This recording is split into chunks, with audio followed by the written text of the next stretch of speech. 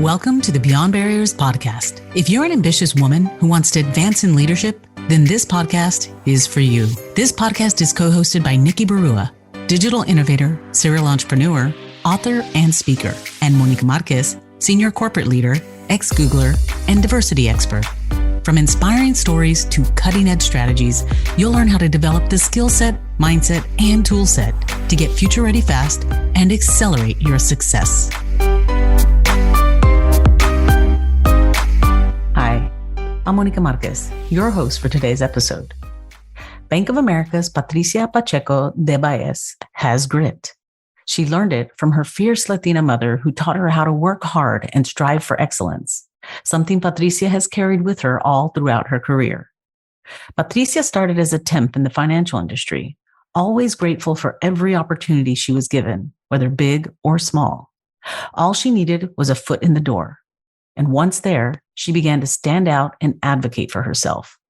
Early in her career, at the age of 25, she did her research, gathered up the courage to ask for pay equity, and got it. It's easy to see how she moved up the career ladder. Patricia currently holds the title of Managing Director for New York City Private Bank, Market Leader, and Diverse Segment Champion at Bank of America. Listen as Patricia walks us through her professional journey and how she learned not to give up on her dream. She's a big proponent of mentors and sponsors and practices being open and honest with them so they get the most out of their time together. Patricia is a risk taker and isn't afraid to make big moves.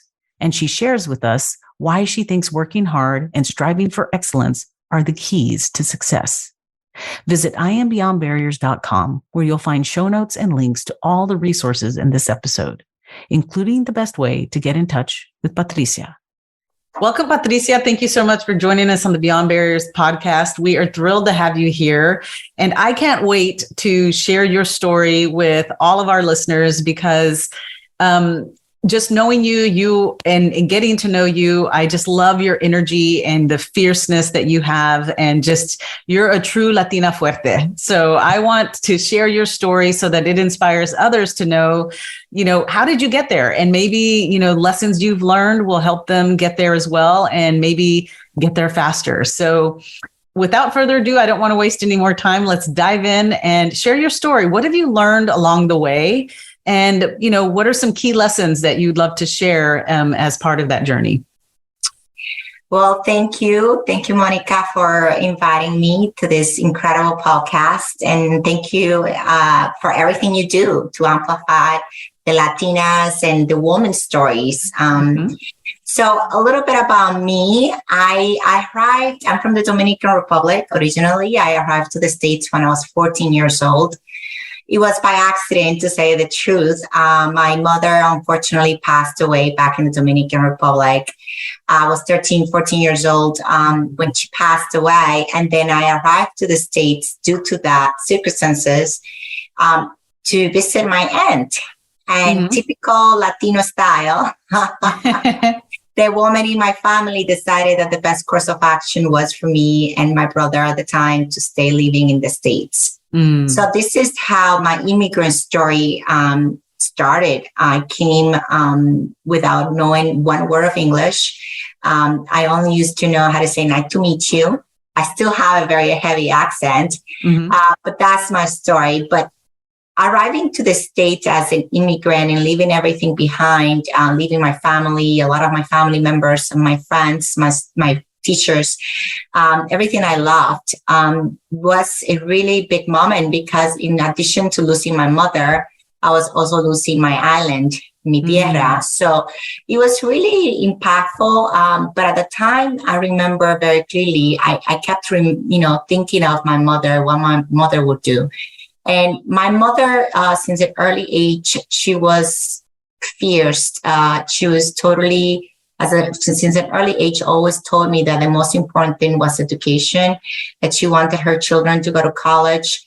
They wanted her children to be successful and accomplish their dreams, and always told me with action, right? Because she was always leading by example, that no matter our circumstances, that we are able to turn those around in the control of our destiny. And she showed me that by everything she did. In the Dominican Republic, we were from very scarce resources. We had very scarce resources.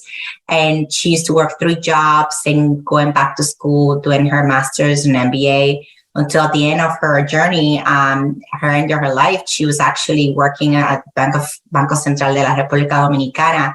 So I saw the journey through my mother's life, breaking through poverty, leveraging education, and how education really is the instrument for us to break the cycle of poverty, but also go after our dreams, accomplish our dreams. Right. So when I got here, even if my family here in the States as well, we're immigrant families and we're scarce resources as well, I focus on, okay, what I'm going to do, right, to control my destiny. And I devoted myself to doing really well in school and high school.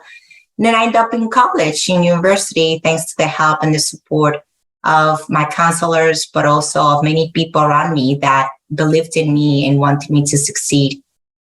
In high school, I was the first one to go to high school. That was the first Latina, let's call it that way, with 75 kids. I was bullied. I was called names. You can imagine, especially as I didn't speak a word of English. Right. But at the same time, I had incredible individuals who supported me and helped me and my family. Especially, I remember like yesterday, families who really adopted us. Helped us. So this is one of the things that I admire the most about America is how much they do care and welcome people. You always hear the bad news. You always hear the negative rhetoric. But America showed me and my family when we first got here was an America that welcomed immigrants, an American who loved to help and support. And that's what I received by most of the people that I was surrounded by back then. So with that courage and that support, I ended up going to college, university with a full-time scholarship. Wow. I put myself through college working during the summer in a restaurant in Long Island, Shelter Island. At the time, it's called Chiclet. So what can I tell you? I ended up in university and I double major. International business and Latin American studies. But even if in college and university, Manhattanville College in Westchester, I was doing really well. I had a really high GPA. I was a student, the president of the student associations of the Latino Student Association. I ended up finishing college with like a 3.8 GPA, something like that. And, knowing everybody in the university, but I ended up without a job. So to me, talking about what I learned about my journey, that was the first time I tested failure. Yes. I felt devastated, right? Because there I am promising my family that I was going to accomplish the American dream and that all their efforts to help me and my brother once my mother passed away was not going to be in vain. That's what I promised my aunts, my family who took me and took care of me. And there I am finishing college, college loans, but without a job, without being able to enter the corporate America. So long story short, I mean, at that point in time is the first time I felt I let down my family. I let down myself. And it wasn't really my fault that I didn't get a job. That the reason was it was 2000. There was the technology bubble. There was a lot of serious problems with jobs, unemployment rates. Right. So companies were not hiring. That's number one. Number two, I didn't have access to networks. That's why I'm so committed to Alpha and to Prospanica and ASET and many of the other organizations, MLT, because I see how important, critical these organizations are to give access to students, to internships and jobs. I was working every summer, right? Out of necessity to pay for food and books throughout the year of college. But I didn't know, right? I was first generation to go to college. I did not know the critical importance of having a full-time internship in corporate America because that will lead to a full-time job. So to me, those organizations, AFA, MLT, SEO, and all the others are so critical because they do teach, they do show, and they do bring give access to the students that they needed so much, just like I did back then. But anyhow, what did I learn? I learned not to give up in my dreams. So I went back to waitressing that summer when I went back and I told myself, okay, what can I do? So I created an elevator speech with the help of my friends on who I was, because every table I waited on back then always asked me, oh, that's a beautiful accent, where you came from. That was every single table will ask me the same question. Mm-hmm. So I said, all these people, they come from the city, they work in corporate America, they work in big top 500 Fortune companies. One of them will give me a job. So I will tell the story, who I was. I came from the Dominican Republic. I double major international business, Latin American studies. I'm looking for a job. Do you have any suggestions? And in one of those tables, I met Gordon Just, and he was the head of American Express Bank at the time, Western Hemisphere. So that's how my destiny started, or let's call it destiny called me into financial services. I always thought I was going to end up working for like PepsiCo, like an international company, because my passion was always international. But this is the job and the opportunity that presented itself. But thankfully, it was an international bank. American Express Bank was a very global bank at the time. And he offered me a temp job because that's all existed at the time. But more importantly, they offered me a full-time job. He became my mentor, my sponsor. And I honestly, everything I do and everything I have, every time I have a discussion around my career, I always remember him and think of him, because he really took it upon himself to not only give me an opportunity, but to guide me through the do's and don'ts around career progression, and to really believe that I could do it. And it was very challenging. Sorry about my dogs. It's okay. It was very challenging at times, but he was always there guiding me and providing me a lot of mentorship and sponsorship, which is critical, especially when you go into corporate America from an immigrant, first Latina I ever to go to college in my family, and first one ever working in corporate America. So that's the story, how I ended up in financial services.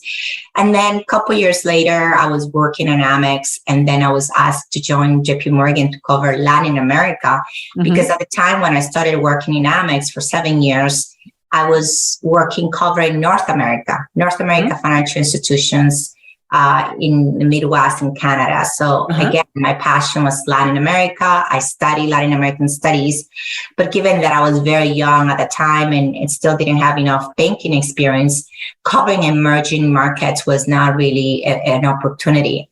However, I was asked to join JP Morgan, and that's when I joined JP Morgan to cover the Latin region. And I did that for 7 years.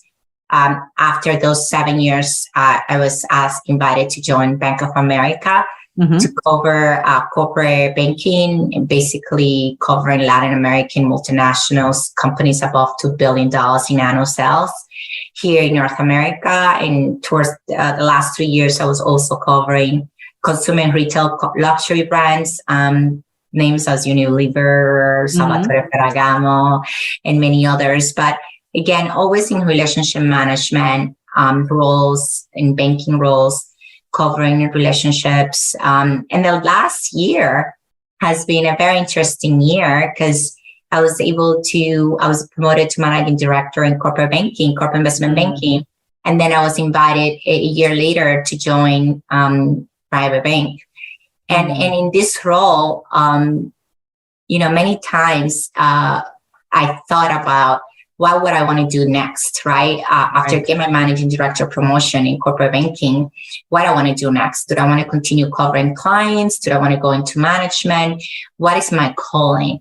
And since early, I knew my calling is leadership. It's managing teams. And I managed teams in the past when I was at JP Morgan, when I was at Amex, but it was different, right? I never managed strategies or bigger teams. And this opportunity, it's an opportunity that I didn't take lightly. It was changing a little bit my career path, because I went from corporate banking, moving to private bank, which is something very different. And talking about, the feedback I received, or even the questioning I gave myself at the time when I was making this decision making, it was a very tough decision, to say the least, because I know my clients very well at the time in corporate banking. I love my clients. I loved my team, Latin American, European. I was covering at the time Latin and Italy, Spain, and Switzerland. So those were markets where the teammates I worked with were delightful to work with. The clients were incredible, sophisticated, big organizations that their counterparts, the folks that I worked with, were really, really incredible to me and supportive and great clients to work with. So I was leaving a very comfortable seat. Yes. Mm-hmm. Very, very comfortable, where I was doing really, really well. My boss at the time was very supportive as well, my teammates. So why did I change? Mm-hmm. Is the question I get all the time.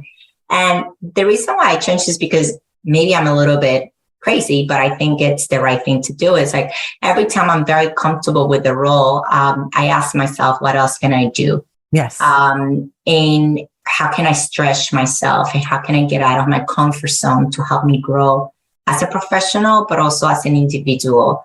Mm-hmm. I'm a little bit like a curious George. I'm always curious to learn new things, to challenge myself. And I also follow leadership. For me, I'm always looking at who's leading that organization, who would be my manager, how can I learn from that person? Would I be able to learn from that person? Is there someone that I looked up and I can imitate, emulate? Would it be someone that I can admire? So every move that I made was because of that. I was, when I was in Amex Bank, the different roles that I took, the decision was guided behind, am I going to grow? And the second, who is the leader that I'm moving with? Can I grow with, can I learn from this person, from the leadership? Do I admire that person? So that's kind of like my reasoning. It's not just about money. It's not just about the title. It's not about like it has to be a step up.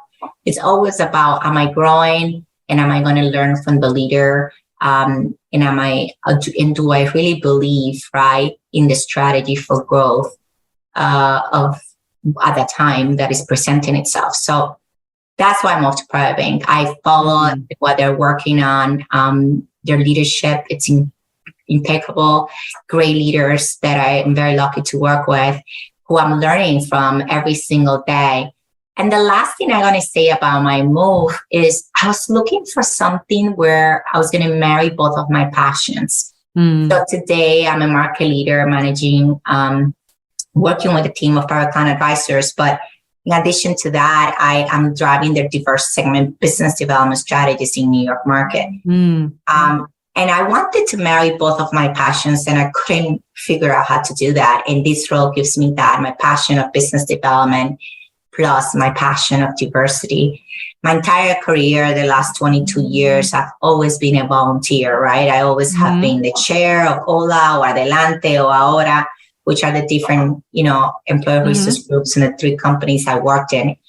So I always was doing all this volunteer work and giving back to my community and being very present in my community, but as a volunteer. So now with this role, it helps me, right, do all these incredible things that are necessary, that are critical, but as part of my job, right? So for me, I have the privilege to being able to hire for internal positions in the banking, private bank, and looking at through the lens of diverse segments, what is the right thing to do for our clients, our diverse clients? How do we go out to market to develop and grow the market share from diverse communities? And in order to do that, we need to have the right representation. So for me, it is a great role because now I'm able to really leverage all these extremely excellent organizations that I have worked with the last 20 years, like Alpha, like Prospanica, like LMT, SEO, and many others, to attract talent and teach them and show them the way around who is Private Bank and why is an incredible organization for them to work in. So anyhow, long story there. I finally think I have a role that marries both of my passion, and that's why it's so exciting. And I hope that that I can report back to you, Monica. Yeah. A couple of months from now, a year from now, and tell you definitely I did the right move. That's phenomenal. What a beautiful story of strength and resilience and coming full circle. And there's so many things. I was taking notes of your story that are amazing examples of, I think the most powerful thing that you said is that you knew, like you said, one of the failures that you had was that you didn't have a job when you, finished school, which happens a lot to first generation college, first generation corporate, because we don't know what we don't know. There isn't anybody at home who understands the recruitment process at some of these big companies, and that 99% of their, full-time hires to the entry level are from those full-time internships. But we both went home to our, and worked to put ourselves through school, not knowing that we needed that kind of experience. So I think that's phenomenal. Well, I'm going to park that and come back to that. But the other that you mentioned was the importance then that you realized after then that you came up with your kind of like elevator pitch. And so whenever you met people who you knew that might be able to give you an opportunity, you knew how to share your unique value proposition. You graduated double major, and the ask, I'm looking for a job. Do you know can you help me out in that area, was brilliant, because that created your opportunity. You drew that opportunity yourself because you had that story. Yeah. So tell me a little bit of like, how did you, when you said I came up with my elevator pitch and I was sharing that, even women that we coach now in the Beyond Barriers program, we push them to create that unique value proposition and even that moniker about themselves so that they can share that story and attract opportunities. What would you say helped you, just put the ask out there in terms of finding those people, creating the opportunity, and then getting that one person who said, listen, I have a temp job. And because you asked, you created that opportunity. What would you say to other people who are shy about sharing their elevator pitch? Yeah. And this is a great question, because that's something that I work a lot with my mentees, right? Especially Latinas that tend to be a little bit more on the shy side. Latinos too, but more Latinas that tend to be a little bit more shy, to be very direct on their ask. And there is very clearly a deficiency, right, on how much Latinas get paid versus non-Latinas. Yes. There is a deficiency as well in terms of the promotions, right, in the roles that Latinas play in corporate America. And I ask myself that question, is it the system that is creating these barriers, or is it ourselves that are creating, that are part of it? And I think it's a mix of both. Yes. And maybe I'm controversial, but I honestly think it's a mix of both, because I've seen it through my entire career as I mentor young women, and even my own self, right? I'm not going to lie. There has been times where I have not advocated for myself. And that I learned to look back and I said, oh my God, I should have 2 years ago tell this person that I wanted that role and I didn't, and then somebody else got it. So it was my own fault.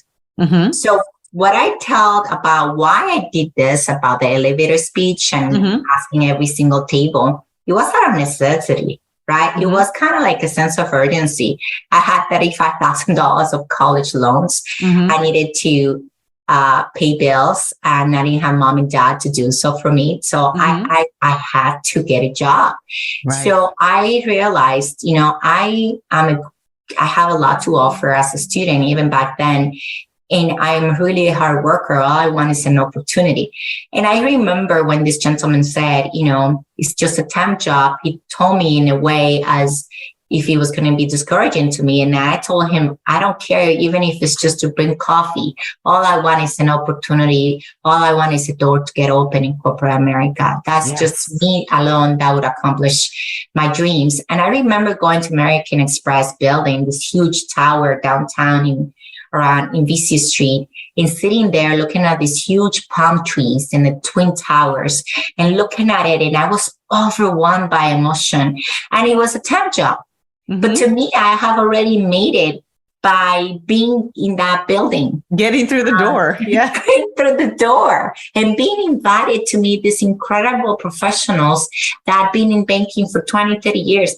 To me, just that opportunity to be in that building among these incredible professionals. For me, that time, I remember being emotional and telling my family, oh my God, I feel so grateful to God and to life for being here. So what I tell young women and my mentors and Latinas across, and non-Latinas as well, but more Latinas, is that if you don't advocate for yourself, then who will?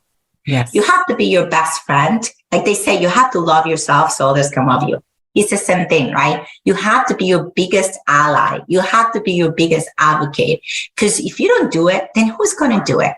And we tend to always let that be controlled by our managers. We always put it up in our managers' hands, our destiny. No, our managers, definitely, good managers, good leaders will be good advocates, taking in consideration that you're a great performer, right? They will advocate for you, but that's not enough. You have to advocate for yourself. You have to make sure that you create the networks, that you're visible, that you tell the story, not just what you do in your community service, but also what you do to bring value and deliver results for the company. Because one of the mistakes as well I made through my career is I used to be very focused on what are we doing in OLA? Where are we focusing in our community? And I was shy a little bit of sharing my success stories on the deals that I was closing, acquisition finance deals. I was making deals that people didn't believe that I was winning those deals because they were so important and critical. And my boss one time told me, my old boss told me, my God, Patty, you are really great in winning these RFPs. It's incredible, right? So I was really successful in my deals creation and closing deals, but I never spoke about it to all these incredible sponsors and executives that dealt with OLA, for example, right? I was always focusing in OLA. And when it came to promotion time, you know, people knew me. I had a great brand, but it was a brand about OLA. Right. And I'm like, there's nothing wrong with that. It's credible. I'm very gracious and I'm very grateful. However, I also was a corporate banker, investment banker I grew my business, from $5 million to like $60 million at the time, grew a book of like 385%.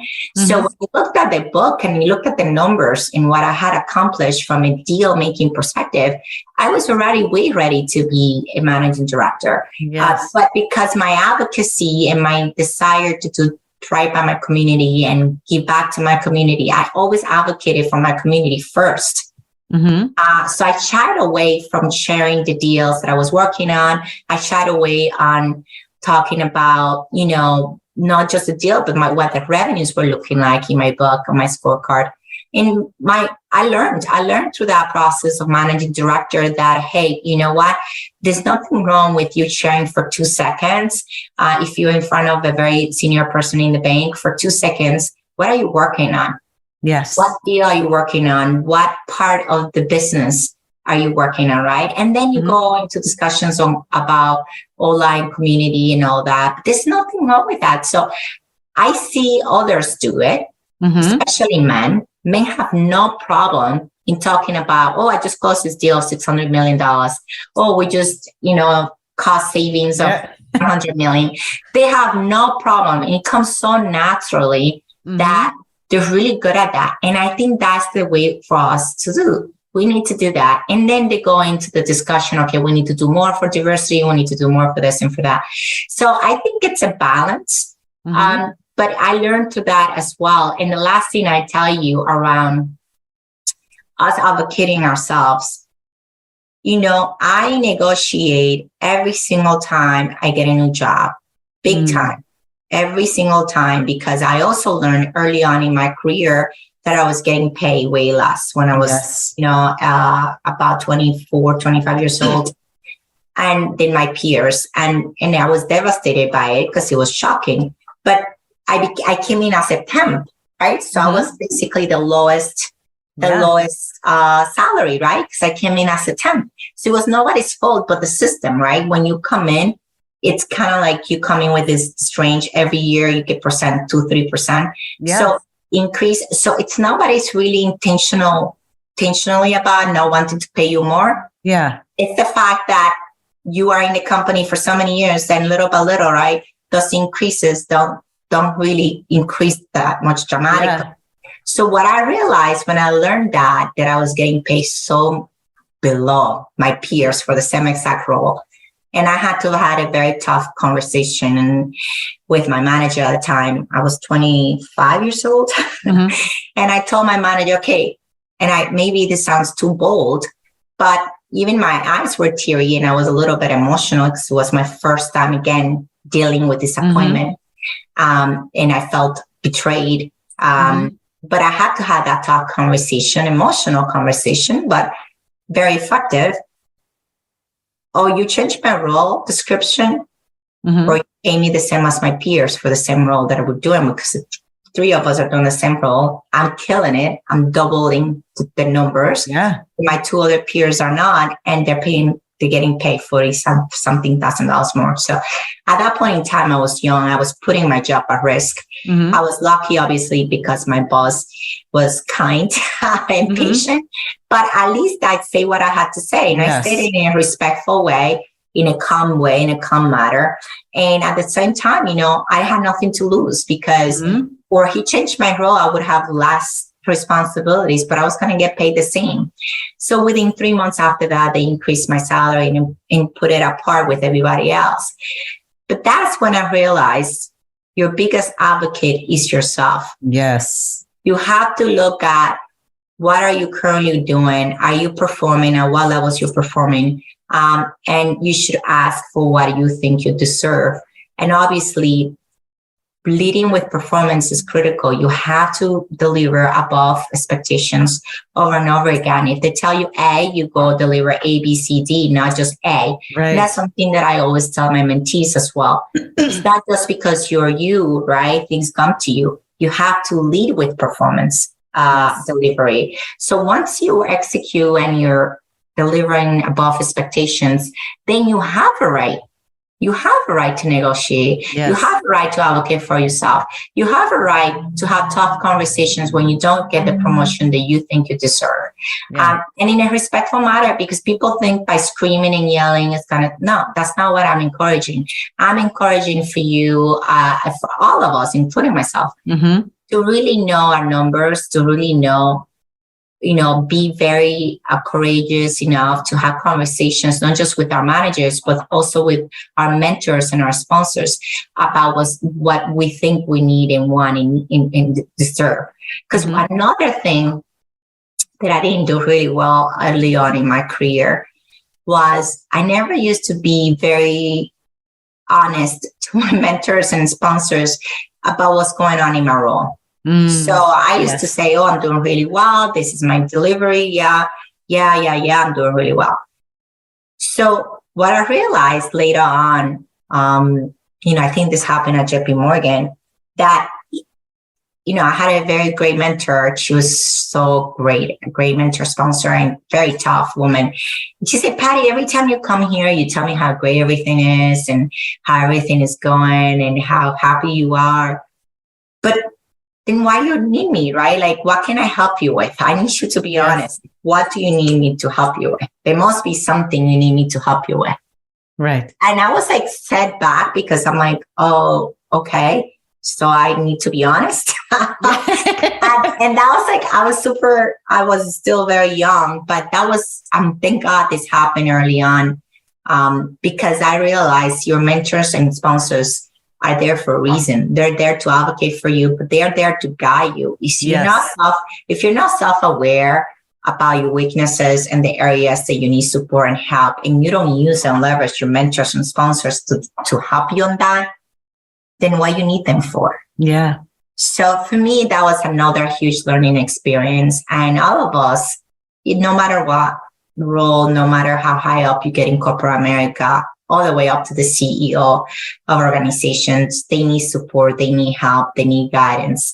So my suggestion as well, I tell mentees, and something I learned is be self-aware of the areas of improvement, be self-aware of your weaknesses, be also honest, if you're having difficulty with your managers or with your peers, because that way your mentors can really help you, advocate for you, help you navigate the politics, help you really coach you how to deal with tough situations. And I have to tell you, Monica, that since I had that conversation with I don't even remember how old I was, but I was young, with a mentor sponsor at the time, my life changed. From my relationships with my mentors and sponsors changed drastically. Yes. Because I feel that by me being honest and giving them a little bit of work, they feel also fulfilled, because they feel that they're making a difference, right, in my life. And they are. I am very lucky and I'm very privileged. And I think sometimes it's my mom from heavens putting these very special people in my life when I least expect it, that really believe in me and really invest time in me, to guide me, to encourage me, to support me, and to be honest with me. Yes. The biggest gift you can give to someone is honesty. Honesty, candor, in a loving, courageous way. And that's how people grow. And none of us are perfect. So anyway, that's the last point of advice I like to give people. You have to be honest. You have to be self-aware. And you have to leverage your mentors and sponsors to help you get to the next level, by being honest with them about what's going on in your situation at that point in time. That's fantastic. And I love what you just said. I loved your stories, because all of the points that we, coach around in terms of being vulnerable and being transparent, really is what's going to help kind of accelerate your success, because those mentors and sponsors will then buy into, wanting to help you, and they invest in you, like you said, and they will help you along the way. But I think the other important thing you mentioned is that the power of self-promotion, and that as Latinas, culturally, we may be told to, not do that, to, be humble, keep your head down and work really hard, and your work will speak for itself. But you and I both know in these corporate worlds, it doesn't work that way. And how our male peers are really easy, knocking on the door or popping their head in and saying, oh, hey, just wanted to let you know, I just closed this big deal or whatever. So they're self-promoting kind of in a very nonchalant way. And we don't do that. And so the story, that your story was so powerful in that once you learned to be able to talk about or take opportunities to talk about what you were doing to impact the business, in addition to what you were doing, really honestly, a second job, right, of creating community within the organization and helping the other Latinos feel a sense of belonging, was powerful, but they needed to hear both of those things. And I think the other really important thing you shared is that being a high performer and just going above and beyond expectations is table stakes. And if you are doing that, then you do deserve the right to ask for what you need. And I think, like you said, you were young and maybe, like you said, bold, but you went in there and said, hey, I'm not getting paid the same as my peers for doing the same job. So either one, we change my job title to match what I'm being paid, or you pay me the same. And yes, it may have been putting your job at risk, but the thing is you were still a high performer. So you could have gone somewhere else and gotten, the pay bump somewhere else for the same job. But at the end of the day, it's because you had confidence in that you're killing it. You're doing the job. And I think that's the other powerful thing of just know that if you're giving it your best and you're going above and beyond and you're getting, and you're being told that you're exceeding expectations, be mindful of that, because then you can use that your performance as leverage. And that's the powerful thing. So I loved all of those things that you shared in your story. And one of the things I want to touch on before we go to the lightning round is that you, in your journey, in your career, you've had a lot of pivots or transitions from, going, into different parts of the company, like going from corporate banking to private banking. And it's a pretty significant shift, right? And you had already earned all of this social capital in the corporate banking space. And then you switched. How did you gain the courage? What gave you the courage or the confidence to make that switch, even though there was uncertainty on the other side? And I think, like you said, you did some self-realization that it was going to maybe help marry, what you loved doing with the, focus on diversity. So it was a mix of both passions, but still, it's a huge shift to transition, especially when you have all of this social capital in one place. And then you said, hey, okay, I know all of this. I'm going to go over here now. And everybody was telling you, what are you doing? Why would you do that right now? And you still with confidence said, I'm going to do this. What gave you the courage to make that shift and to just, keep moving forward with that, with that confidence? That is actually a great question, because I'm getting, I sometimes ask myself the same question. But I tell you, it was for me, every time I move careers, like I move jobs, companies every 7 years. Mm-hmm. So I was in corporate banking for 7 years already, 7 years and a half. So I was having this tick about, okay, maybe I should be doing something different. But then moving to private bank, it's like moving banks, because this is totally, even if it's the same similar culture, is totally different client type, different solutions, different teams, completely different teams, and even slightly different culture. So going from an global international business to domestic US business. Mm-hmm. So yeah, there was a lot of risks, to be honest. But this is what I thought about, why I thought it makes sense. I thought it makes sense because private bank and wealth, right? Wealth management, it's growing faster than ever. The diverse segments are driving that growth. The Latino GDP, the Latino wealth is driving that growth.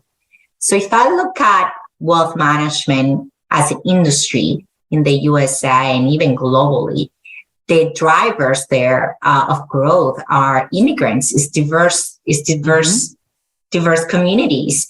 So I wanted to learn from this business and really help drive and help the bank work on strategies to acquire this market share that it's really untapped in today's wealth management industry. I mean, if you look at all the big top banks, that emerging growth is called emerging growth in the past. It's not any longer called emerging growth because it's the new growth. Let's call it new growth.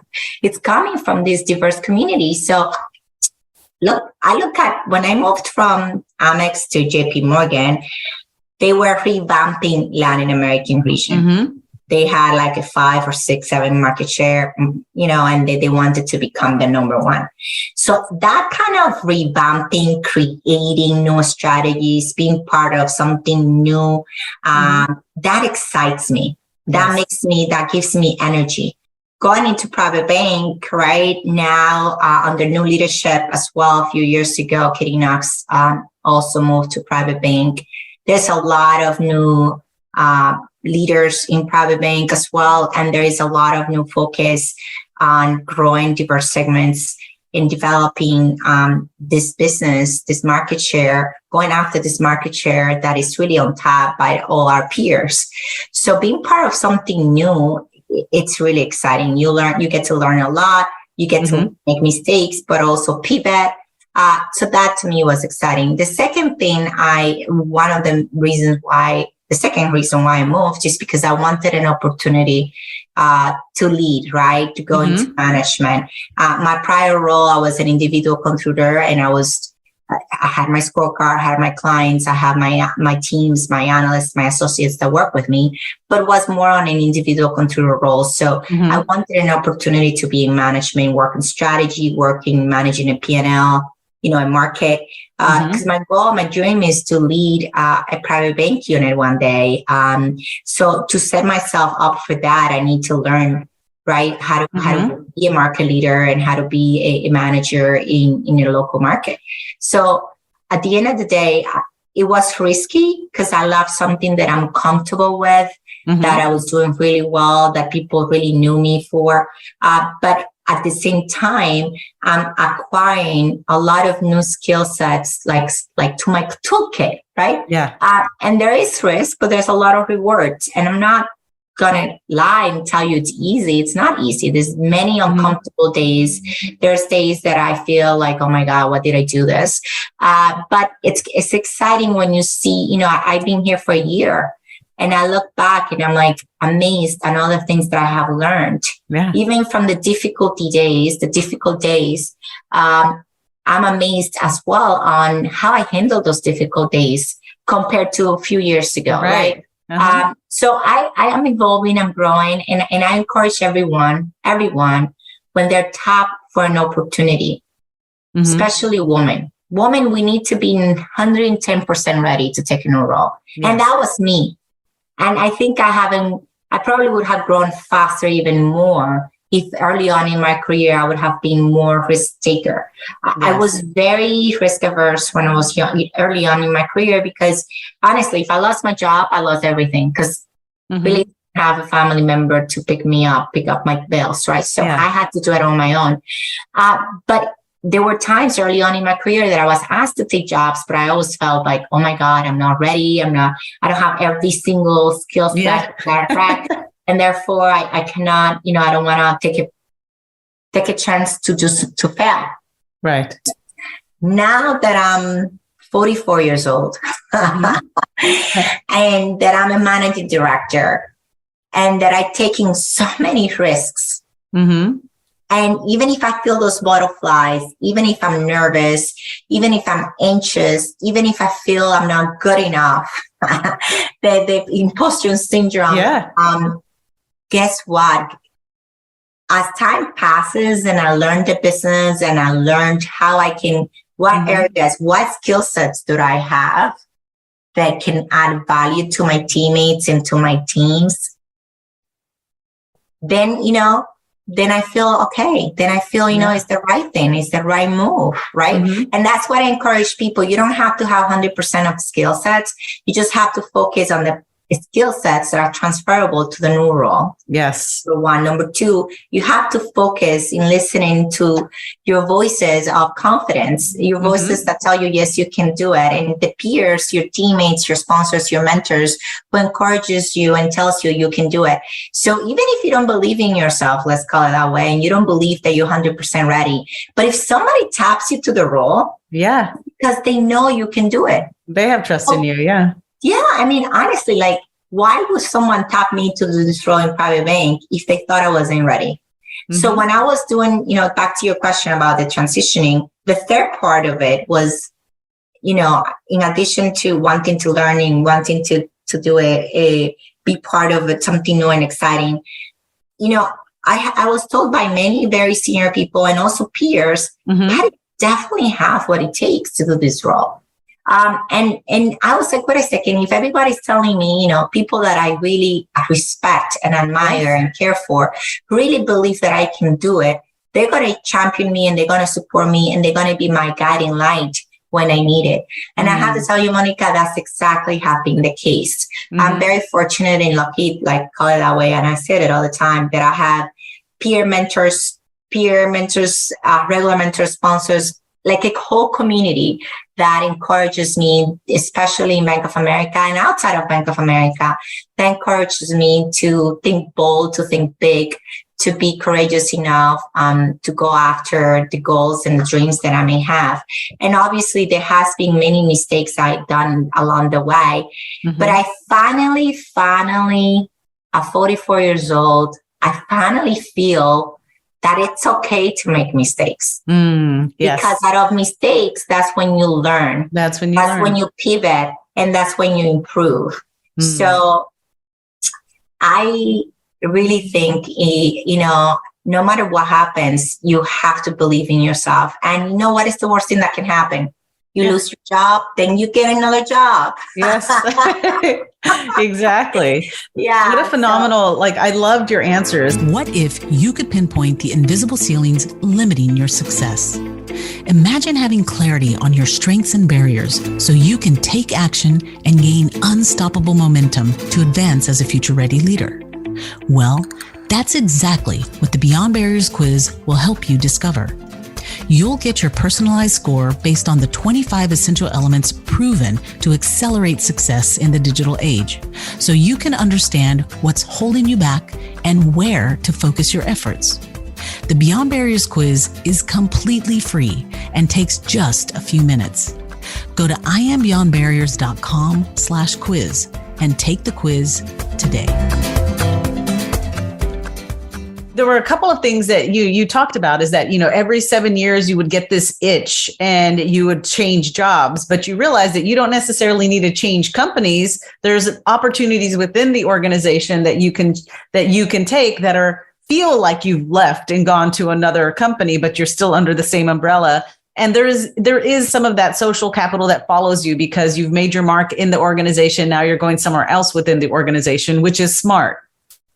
2, there was, you were doing what we teach women in our Beyond Barriers program about being a future ready leader, thinking about the future. And so you were thinking about, wait a minute, in private bank, I'm looking at the industry, and the biggest growths that we see in wealth, is in the Latino markets, that it's driving that. I have subject matter expertise in Latino markets. I can go here, leverage that subject matter expertise and be part of the new growth that you were talking about, right?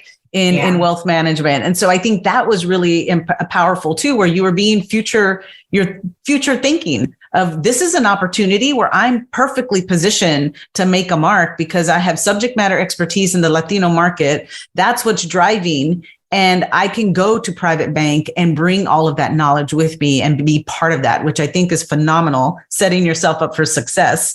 And then I think, you talking about, jumping and taking a leap of faith, because maybe you might have had moments of self-doubt, but there were others telling you that you could do this, and you believed in your power of learning, that that you can learn anything, because Patricia came to this, to the United States and learned English, mastered it, went to school, mastered her studies. And now you have this confidence in this, superpower of learning, so you can do anything. So I think that's phenomenal. I wanted to sum it up because that's what I see in you all the time, of like, I got this, even, it's just I got this. I gotta tell you guys, Monica, I'm telling you that for me, in the moment, I don't want to make it sound like, I have it together, because I don't. In the moment, I cry, I scream, I'm yelling. You can ask my husband over drinks. I'm like a chaos, right? When I'm going through it, right? The painful times. I just finished my Series 24 principal exam, which is one of the hardest exams. It was like pulling teeth. I passed it the first time, but the more challenging it becomes, right? The more I get into it, because it's kind of like, to me, it's a challenge. It's a bet on myself. Yes. And I'm not the smartest, possibly most of the time, I'm not the smartest one in the room. But I'm going to tell you, it will always be the hardest worker in the room. Yes. Because since I was very young, my grandmother was always instilling that on me. You have to work hard. Nothing is going to be given to you. So to me, my hard work ethics, doesn't matter if they tell me just go home at 5. I cannot. It's just like, I can't leave unless I finish what I need to do, right? Doesn't matter at the time of the day. I'm devoted to make sure, right, that I'm doing the right thing for my clients. Like my clients come first, my teammates come first. So my company comes first to me. And because of that, it's always a lot of hard work. So for me, and I tell my teammates and I tell my mentees, sometimes we get intimidated, right? Because we have around us a lot of intellectual, a lot of very smart, high IQ folks that went to very prestigious schools, that come from very prestigious families, and who have an incredible journeys in lives for themselves.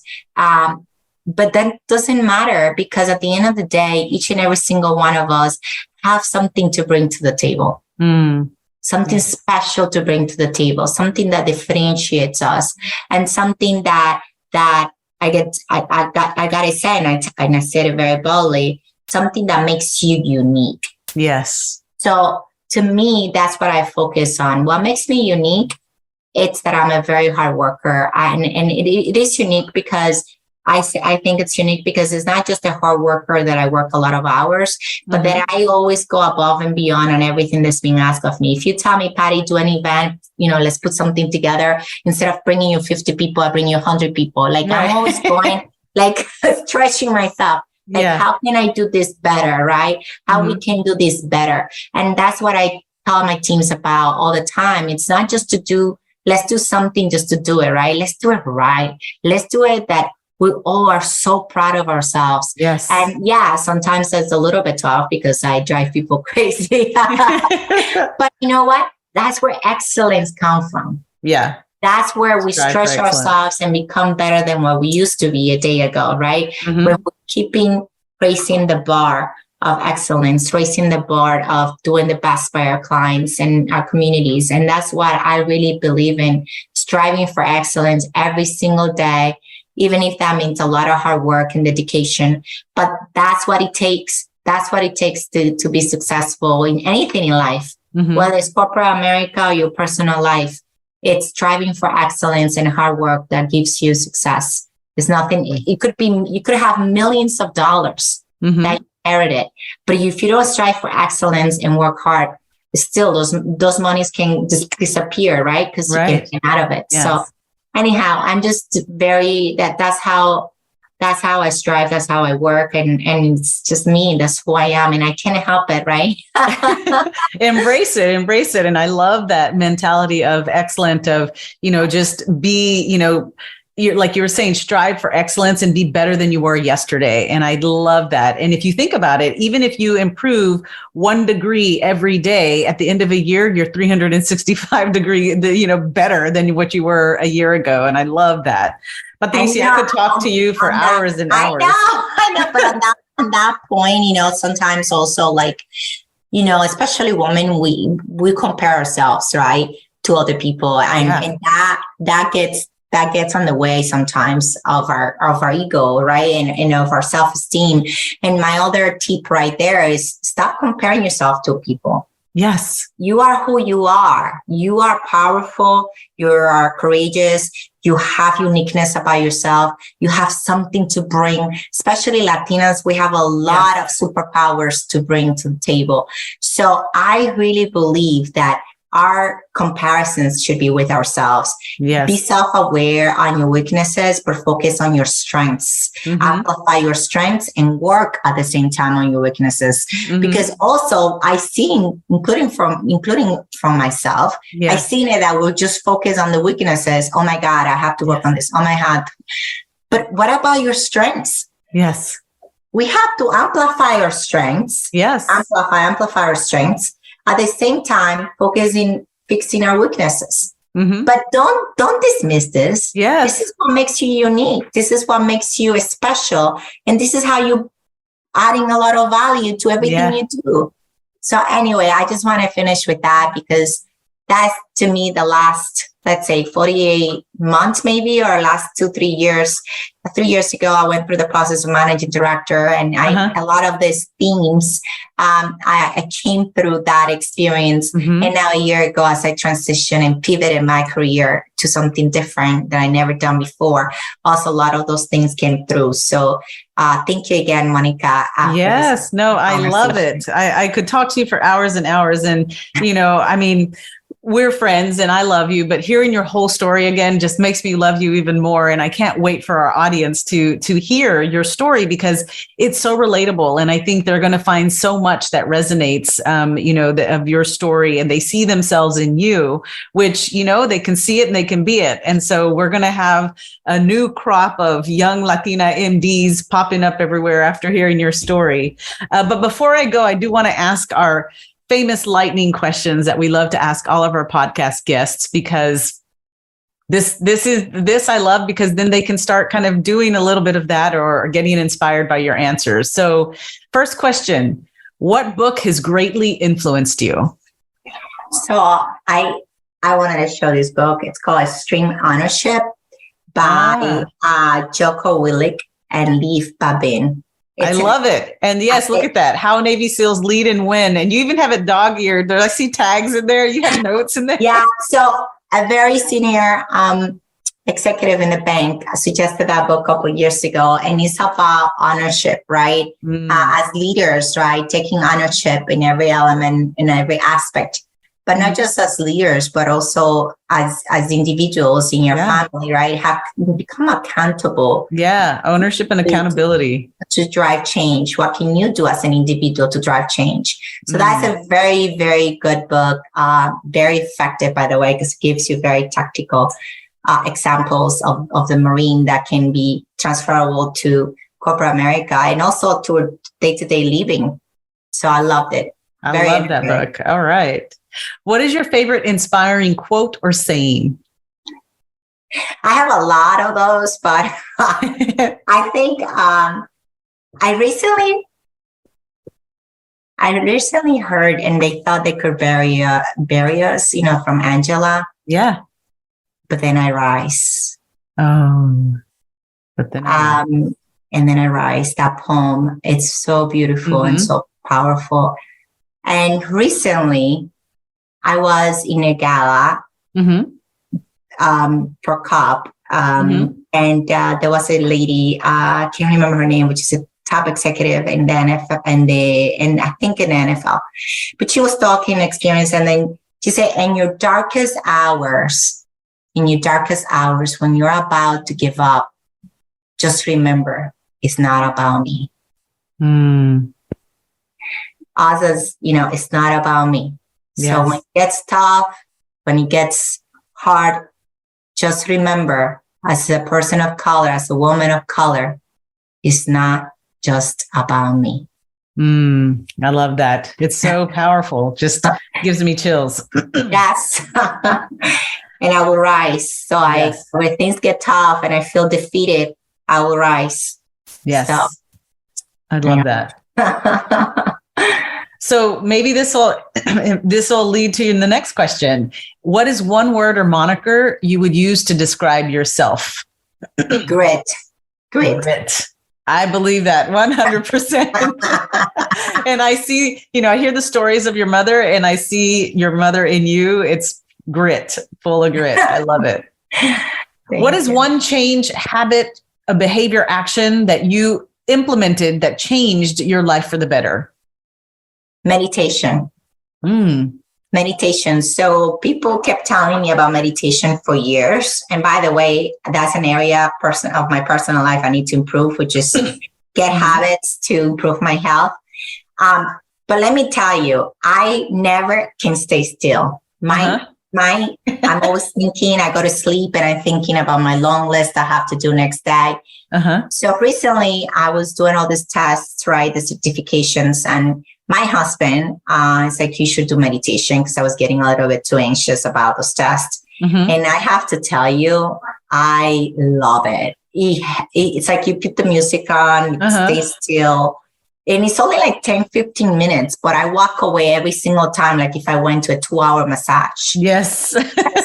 So it's so powerful to stay still, not of anything, doing those breathing exercises. So I need to do more. I'm going to get into it really. I just discovered it through, I knew about it. Everybody told me I should do it, but I never listened to people. Yeah. Now that I needed something through this very stressful weeks of taking this very hard test, I took it. I started practicing it. And it's the best thing I could do. And I'm going to continue hopefully developing it because it's a journey, right? You start like very basic and then you go like yoga, right? You go little by little, you progress. So meditation, I will encourage everybody, especially in today's age. I love that. Yes. It's like a reset. I love it. Yes, a reset. And then the final question, which is one of my favorite. So here's Patricia about to walk out on stage, 1,000 people in the audience. What is that power song that's going to be playing when you walk out on stage? This girl is on fire. I love it. I see it right now. That's right. That Latina fire. Yes, Alicia Keys I love that song. It's a beautiful song. One of my favorite too. All right. Well, Patricia, thank you so much for your time. Your story has been phenomenal, and I can't wait for our audience to hear your story. And one of the things we get all the time is people will reach out and say, love Patricia's story. How can I follow her, learn more about her career? How would someone get in touch with you? LinkedIn, social media, what? Yes. So I'm very active in LinkedIn, patricia.pacheco.baez. So you can definitely find me there. I'm always in social, especially LinkedIn.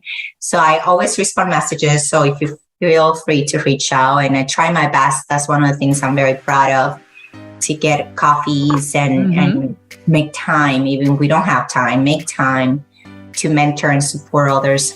So if anything I can do to help anyone, please feel free to reach out. Awesome. Well, thank you, Patricia. It has been an honor. Thank you.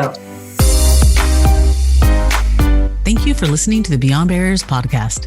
There are thousands of podcasts out there, and we are so grateful that you've chosen to listen to ours. If you enjoyed the show, please leave us a rating and tell a friend about it. And subscribe to get new episodes every Monday, Wednesday, and Friday. Visit IamBeyondBarriers.com, where you'll find show notes, links, and the best way to connect with our guests. See you next episode.